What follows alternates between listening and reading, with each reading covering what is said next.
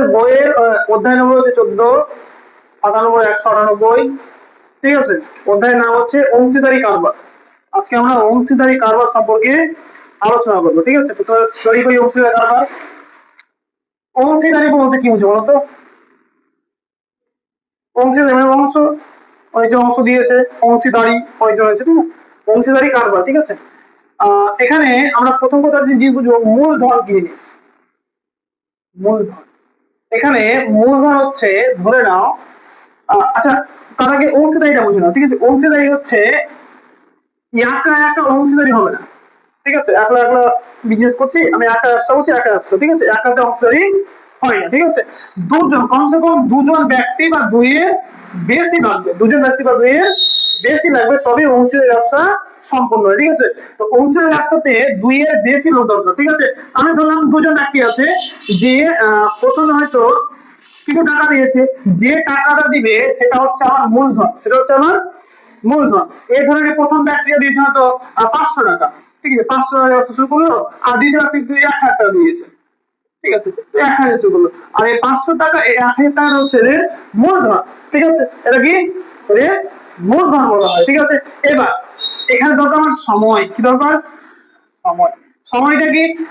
এখানে যত সময়ের জন্য লাগাচ্ছি, ঠিক আছে। 1 বছর, 2 বছর, 5 বছর, 1 বছর 5 মাস, ঠিক আছে। যে সময় যেতে হতে পারে, ঠিক আছে। সময় হিসাবে থাকলে ওটা আমার সময় বলবো, ঠিক আছে। কোনো সমস্যা নেই। এবার আচ্ছা, অংশীদারি বুঝি তো? অংশীদারি হচ্ছে দুইয়ের বেশি ব্যক্তি বা লোক মিলে একটা ব্যবসা শুরু করেছে, ওই ব্যবসার নাম হচ্ছে অংশীদারি ব্যবসা। ওখানে যদি লাভ হয় তাহলে ওই দুজনই বুঝবে, লস দুজনই বুঝবে, বাইরে এক্সট্রা কোনো বুঝবে না। ওখান থেকে যদি কোনো শর্ত থাকে, যদি অংশীদারের কোনো শর্ত থাকে, যেমন শর্ত কি থাকে, কি কয়েকজন লোক থাকবে ব্যবসার মধ্যে, কেউ হয়তো খাতা দেখবে, খাতা লেখার জন্য এক্সট্রা টাকা নিয়ে বলতো, ওই টাকা কোথায় যাবে বলতো? ওদের লাভ থেকে, যে লাভটা হবে সেই লাভ থেকে ওই টাকা যাবে, ঠিক আছে। এবার যদি ব্যবসায় আরো হয়তো এক্সট্রা লোক জয়েন্ট হয়েছে, কেউ আবার কিছু টাকা দিয়ে জয়েন্ট হতে পারে, ঠিক আছে। এরকম নিয়ম আছে। তো এই অংশীদারি কারবারকে দুভাগে ভাগ করে, কত ভাগ করে?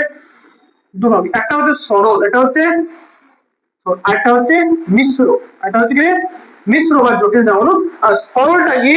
সরলটা একদম সহজ, বলা থাকবে 1 বছর, 2 বছর, 3 বছর, একটা ফিক্স টাইম থাকবে, ফিক্স লোক থাকবে, ফিক্স লোক থাকবে, ঠিক আছে। মানে 3 জন লোক আছে, তো 3 জন লোক 1 বছর বা 2 বছর হিসাবে কাজ করছে, ঠিক আছে।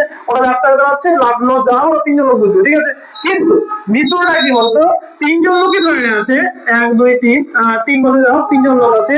এরা কি হয়েছে, প্রথমে 2 জন লোক শুরু করেছে, প্রথমে কি হচ্ছে 2 জন লোক শুরু করেছে, পরে একটা লোক এসে কিছু টাকা দিয়ে আবার জয়েন করছে, ঠিক আছে। পরে জয়েন হয়েছে, ঠিক আছে। অন্য সময়ে, ওই সময় না, ওই যে প্রথম বছরের শুরুতে না, বছর শেষ হয়েছে, দ্বিতীয় বছর হয়তো এসে জয়েন হলো, অথবা তৃতীয় বছরের শেষে 2 মাসে জয়েন হলো, ঠিক আছে। অর্থাৎ কি এখানে সময়ে আগে দিচ্ছে, প্রত্যেক ব্যক্তি প্রত্যেক রকম সময় হচ্ছে, ওই জন্য এই ব্যক্তি এটা কি আমরা মিশ্র, কি বলবো? মিশ্র, মিক্স হয়ে আছে এখানে, ঠিক আছে। আর সরল রেখে থাকি নির্দিষ্ট সময় নির্দিষ্ট টাকা দিয়ে রেখেছে ওরা, আর বছর সময় শেষ ওরা টাকা ঘুরে পেয়ে গেল, এটা সরল, ঠিক আছে। আমরা যদি সরল থেকে শুরু করবো, তারপরে আমরা জটিলে যাবো, ঠিক আছে। অঙ্ক করার নিয়ম এটা খুব সহজ আছে। আমরা প্রত্যেকটা জিনিস অনুপাত আকারে করতে কি করবো? অনুপাতে। প্রথমে তো ওদের মূলধনের অনুপাত কি করবো? মূলধনের অনুপাত বের করার চেষ্টা করবো, ঠিক আছে। মূলধন অনুপাত বের করবো, তার সঙ্গে সঙ্গে বের করবো সময়, যে সময়টা বলেছে সময়ের অনুপাত, সময়ের অনুপাত, ঠিক আছে। যদি মূলধনের অনুপাতের সাথে যে সময় রেখেছে সময়ের অনুপাতটা প্রত্যেক সঙ্গে গুণ করে দিই, তাহলে আমি পাবো লাভের অনুপাত। কি পাবো? লাভের অনুপাত। কথা বুঝতে পেরেছিস? তাহলে বুঝতে পেরেছিস কথাটা? বুঝতে পেরেছিস?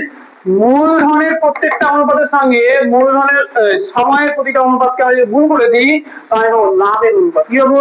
লাভের অনুপাত। লাভ পেতে গেলে আমাকে মূলধন আর সময়ের সঙ্গে গুণ করতে হবে, মূলধন আর সময়ের সঙ্গে গুণ করতে হবে, আমি লাভ পাবো। এটা একটা ফর্মুলা আকারে মুখস্থ করে রাখতে পারিস, কি মূলধনের অনুপাত আর সময় অনুপাতে গুণ করলে আমি পাই লাভের অনুপাত। আর এখান থেকে বলতে পারিস কোন কারণে কোন শর্ত এক মধ্যে প্রশ্ন দেয়, তখন লাভের অনুপাত চেয়ে ফেলবো হঠাৎ, ঠিক আছে, কোনো কিছু বললে দুটো অনুপাত লাখ অনুপাত, তখন বের করতে হবে।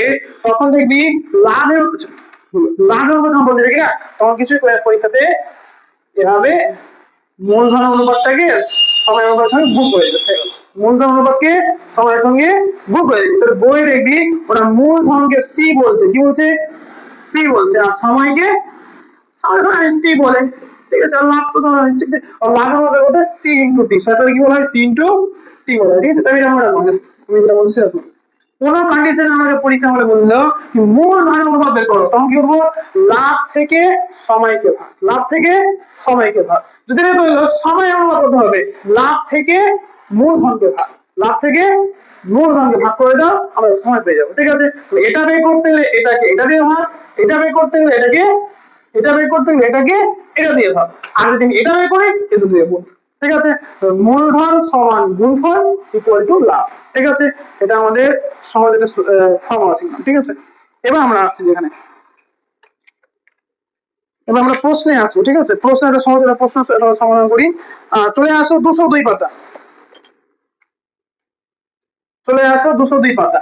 একটু লেখা দরকার নেই, শুধু সূত্রখানা লিখে নাও তো একটু তাড়াতাড়ি, বইয়ে খাতায় যেখানে শুরুতে লিখে নাও, এই সূত্র লিখে নাও তো, পুরো লিখে নাও।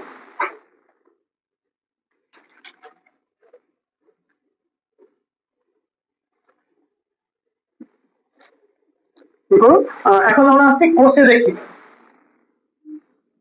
কোষে দেখি, কোষে দেখি 14, দাগ নম্বর 1-এর অঙ্কটা, আমাদের বইয়ের পাতা নম্বর হবে 202 পাতা,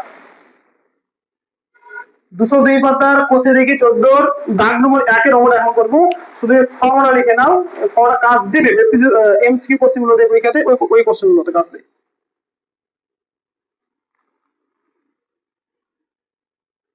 বুঝলেন নাকি?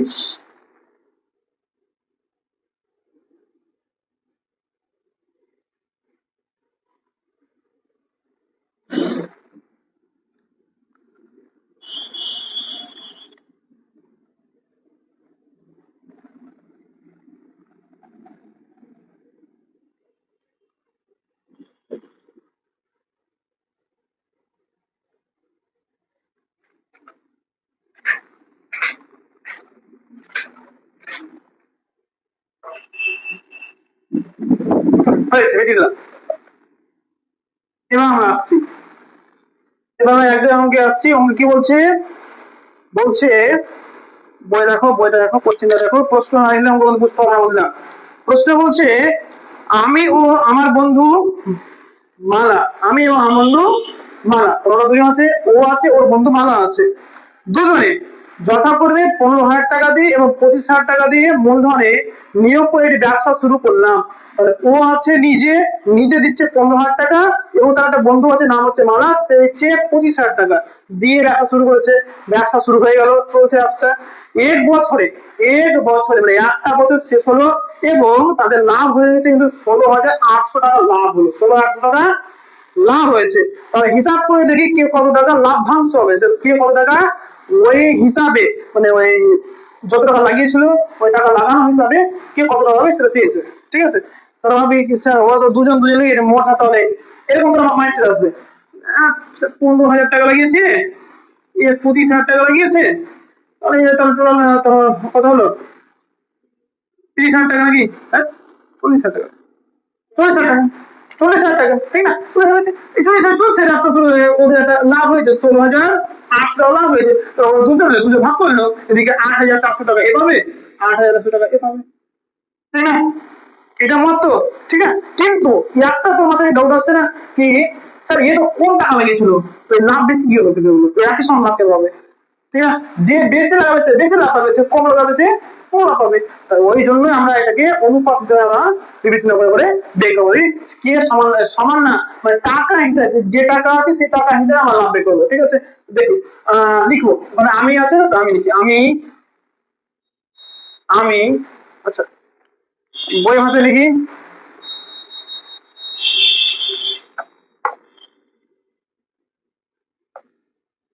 এখানে ডাইরেক্ট হবে কারণ আমার ও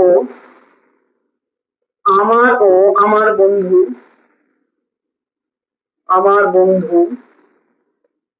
বন্ধু মালা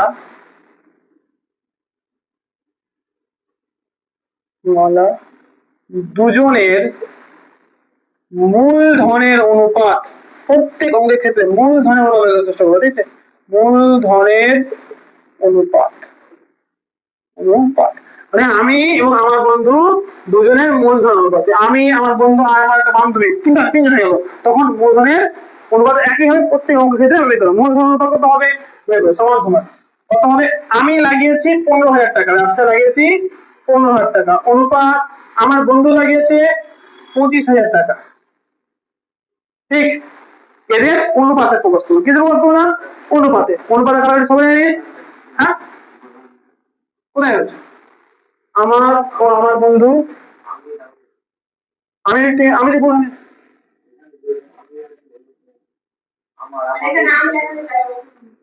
আমার আমার বন্ধু, ঠিক আছে? আমার ও আমার বন্ধু মালা দুজনের মূলধনের অনুপাত, এখানে কথাটা আমি এবং আমার বন্ধু মালা দুজনের, এটা ঠিক আছে, এটা আরো ভালো। তুই কাজ করছিস তো বলতে না, তুই নিজেকে ফিল করছিস না। আচ্ছা সব ঠিক আছে, 3 বেড়ে গেল, কত হলো? 15 অনুপাত 25, 5 দিয়ে গেলে 3 5 15, 5 5 25, কাটাকাটি রেখা আমি অনুপাতে, ঠিক আছে? কিন্তু হলো কত? 3 অনুপাত 5। মানে আমি যদি 3 টাকা ব্যবসায় লাগাই ও 5 টাকা লাগাবে, এরকম করতে করতে আমি 15,000 টাকা লাগিয়েছি তো 25,000 টাকা লাগিয়েছে, অনুপাতে এটা মেনে নিতে, ঠিক আছে? এবার তাদের লাভ হয়েছে বলেছে, প্রশ্ন বলেছে না, তাদের লাভ হয়েছে, লিখবো দুজনের লাভ, এক বছরে ব্যবসায় দুজনের লাভ, লিখবো এক বছরে ব্যবসায় দুজনের লাভ, লাভ লাভ করতে হবে 16,800 টাকা, কমা দিবি না, হ্যাঁ?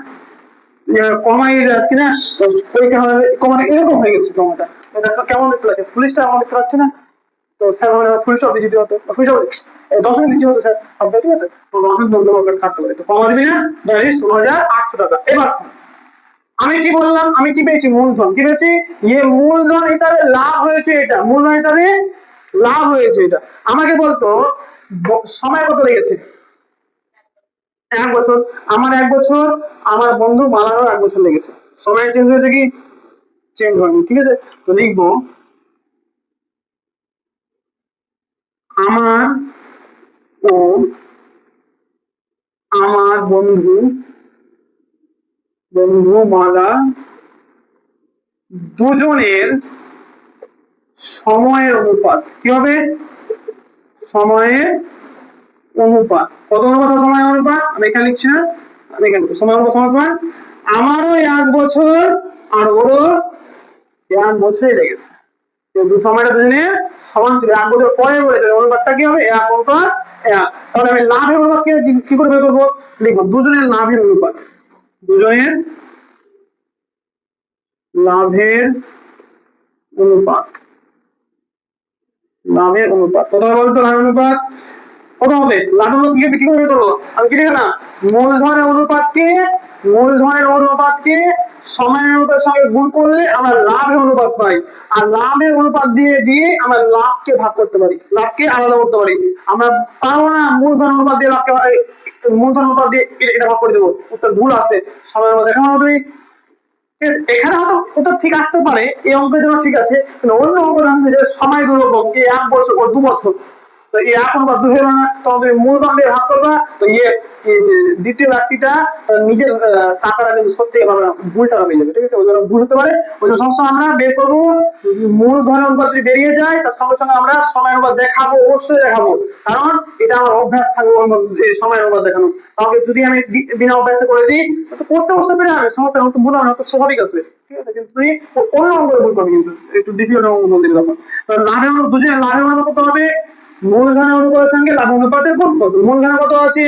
3 গুণিত 1 সময় 1, মূলধন কত আছে? 5 গুণিত সময় আছে 1, 3 একে 3, 5 একে 5, অর্থাৎ অনুপাতটা কি একই তো ছিল, একই আছে না, সমস্যা নেই, সময়টা একই আছে, সেই সমস্যা নেই। সময় যখন আলাদা হবে তখন সমস্যা হবে, ঠিক আছে, পরবর্তী হলে সমস্যা হবে, আমি বলছি। এবার লিখবো, এবার কি লিখবো, তাদের এই যে টাকাটা পেয়েছে এই টাকা হিসাবে লাভের অনুপাত পেয়ে গেলাম, লাভ জানে এত, লাভের অনুপাত জানে এত, ঠিক আছে। এবার আমি টাকা পাবো, আমি বই ভাষায় লিখি, আমি লভ্যাংশ পাবো, আমি লভ্যাংশ পাবো। কত টাকা বলতো, এই যে 16,800 আছে এই টাকার মধ্যে, এই টাকার কত অংশ, এই টাকার মধ্যে 3 অংশ হচ্ছে আমার, 3 হচ্ছে আমার লাভ, তো 3 পাবো। 3 টা থেকে এই দুজনের মোট থেকে 3 যোগ 5, 3 যোগ মোট অংশের 3 আমার, ওই 3টা আমি পাবো। অর্থাৎ এভাবে লিখবো, দুটো নিচে যোগফল, উপরে যা বের করছে আমার, বের করছে আমার 3, আমি উপরে 16 মিলিত, উপরে 3, নিচে 8, 8 দিয়ে কাটাকাটি, 8 গুণে 16, 8 গুণে 16, 8 কে 8 দশমিক, আমি কত পেলাম, আমি পেলাম 2100 টাকা। কত পেলাম, যে ভুল করলাম নাকি রে, 8 গুণে 16, 8 কে 8 গুণে 16, ভুল করিস না, ভুল করবো না, ভুল করিনি মানে 3 কে 3, 3 গুণে 6, 6,300 টাকা আমি পাবো, 6,300 টাকা আমি নিজে পাবো, ঠিক আছে। এবার আমার বন্ধু, আমার বন্ধু মালা পাবে, মালা লভ্যাংশ, লভ্যাংশ,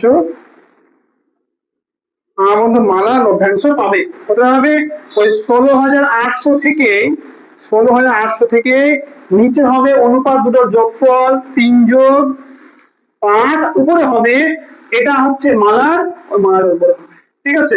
এবার সমাধান আমি এখানে করে দিই, 16,800 গুণিত জায়গাতে নিচে তো নিচে কত যোগ করলে, 8 উপরে 5, 5 দিয়ে গেলে কত হবে, 800, 8 দিয়ে গেলে কত হবে, 8 গুণে 16, 8 কে 8, 0 ইকুয়াল টু, আমি লাস্টে পেলাম 0 0, 5 কে 5, আর 5 গুণে 5 কে 5, 5 গুণে 10, 10,500 টাকা, 10,500 টাকা। ইয়ে টাকা বেশি লাগিয়েছিল আমার বন্ধু মালা, 25,000 টাকা হিসাবে ওটা হবে 10,000 টাকা, আর এর 15,000 টাকা হিসাবে হবে 6,000 টাকা, এই 6,300 টাকা, ঠিক আছে। তো যেমন যে যেমন টাকা লাগিয়েছে সে তেমন হিসাবে টাকা পেয়েছে, ঠিক আছে।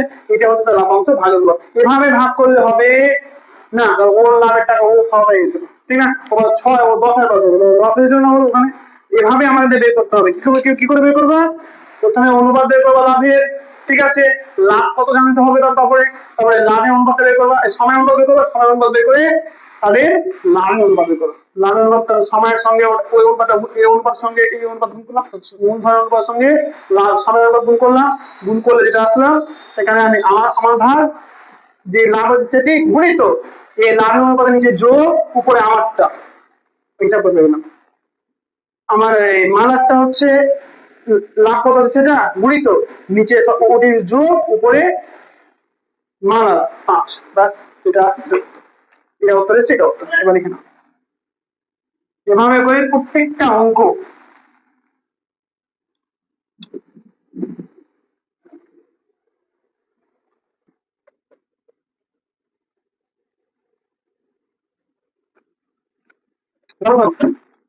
এখানে 3টা ব্যক্তি, এখানে 3টা ব্যক্তি আছে, কি বলে 3টা ব্যক্তি, বলছে প্রিয়ম, সুপ্রিয়া এবং বুলু যত করে 15,000 টাকা, 10,000 টাকা, 25,000 টাকা দিয়ে একটা মুদির দোকান খুললো, ঠিক আছে। মুদির দোকান খুলে এখানে কিন্তু ওরা বছরে, মানে 1 বছরে, 1 বছরে 3,000 টাকা লোকসান হয়, কি হয়ে যায়, লোকসান হয়ে গেছে, ঠিক আছে। মুদির দোকান মানে মুদির বুঝছিস না, মুদির বুঝছিস না, যেখানে সবই পাওয়া যায়, দোকানে গেলে কি না ডাল, চাল, ডিম, বিস্কিট যা সব পাওয়া যায়, ঠিক আছে। তো ওগুলো হচ্ছে মুদি দোকান, ঠিক আছে। ওই দোকানে গিয়ে খুলে কিন্তু, তো ঠিক আছে, তো টাকা লাগিয়েছে, তো লিখবো আগে এটা অনুপাতটা বের করবো, সবসময় আগে অনুপাত বের, কার অনুপাত, প্রিয়ম কমা সুপ্রিয় প্রিয়া ও আরেকজন কি আছে দুলু। তিনজনের মূলধনের অনুপাত, তিনজনের মূলধনের অনুপাত কত অনুপাত? প্রথম জন টাকা লাগিয়েছে কত? 15,000 টাকা, দ্বিতীয় জন 10,000 টাকা, তৃতীয় জন 25,000 টাকা। তিনজনেরই অনুপাত আসছে, ঠিক আছে? তো তিনজন কত হয় বলতো?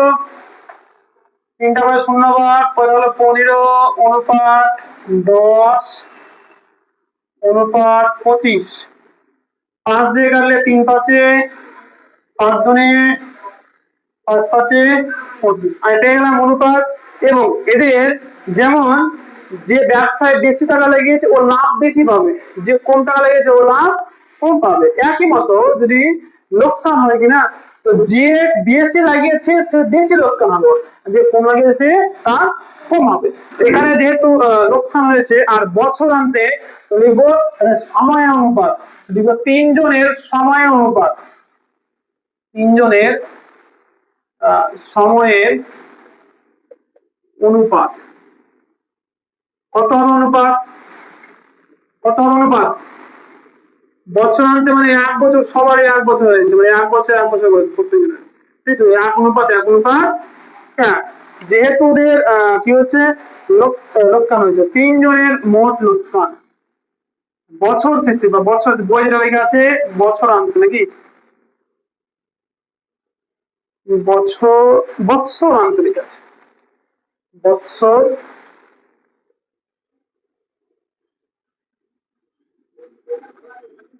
বৎসরান্তে তিনজনের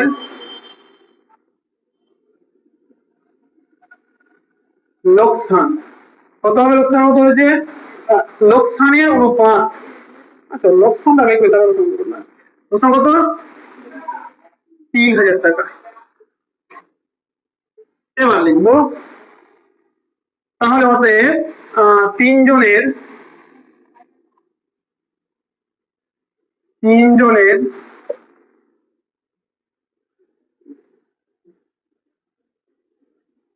লোকসানের অনুপাত, অনুপাত কি বলতো? যেমন লাভের অনুপাত বের করছি না, লাভ আর লোকসান একই জিনিস, কিন্তু ওরা কমছে, এটা কি হচ্ছে বেড়ে গেছে। তো কমে গেছে তো সমস্যা কি, টাইপটা একই থাকবে, সময়ের সঙ্গে মূলধনের অনুপাত।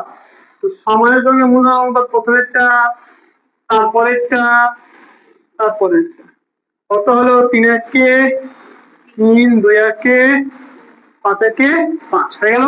এবার প্রথম জন, দ্বিতীয় জন, তৃতীয় জন কি কত টাকা নিজে লোকসানের পরিমাণ দিবে তা হিসাব করতে হবে, ঠিক আছে? তো কাকে কত টাকা লোকসানের পরিমাণ দিতে হবে নির্ণয় করতে বলছেন। কত লিখবো? অতএব প্রথম জন নাম আছে প্রিয়ম,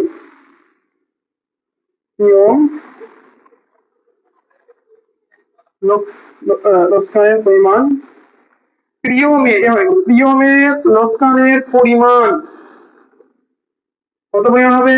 3,000 টাকা ছিল, যার মধ্যে লোকসান যেটা অনুপাতটি তাদের যোগফল, আর উপরে উপর কোনটা হচ্ছে 3, তো 3টা উপরে 3 0 0 0 গুণিত উপরে 3, নিচে যোগ করলে 10, 0 0 কেটে গেল, 3 3 900 টাকা।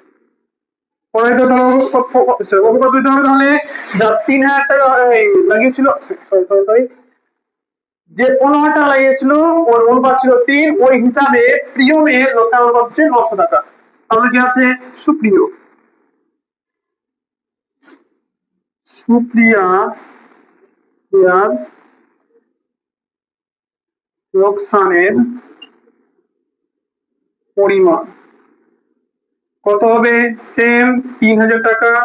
3,000 টাকা এ হচ্ছে প্রিমিয়ামের 2, আর বাকি নিচে তাদের যোগফলটা দেখাই পারবো, কিন্তু ভালো দেখানো, পরবর্তী আমরা মিস্টেক করি না। উপরে 2 এর নিচে 10, 10 10 কেটে গেল, কত হলো? 3 3 গুণে 6, 600 টাকা। লাস্টে কে পড়ে থাকলো? লাস্টে পড়ে থাকলো একজন ব্যক্তির নাম হচ্ছে বুলু। বুলু এর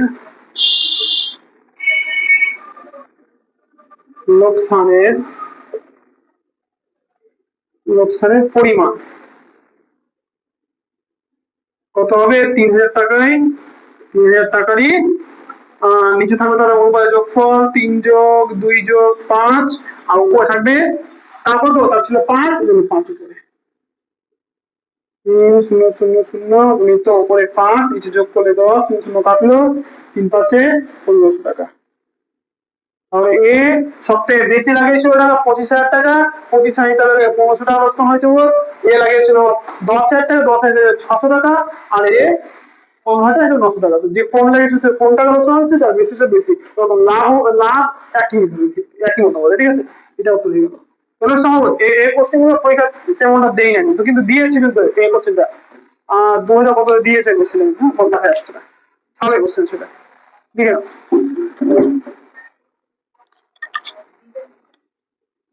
লিখে নাও ভালো কোশ্চেন এগুলো। এভাবেই বাকি অঙ্কগুলো 25টা করে বাড়িতে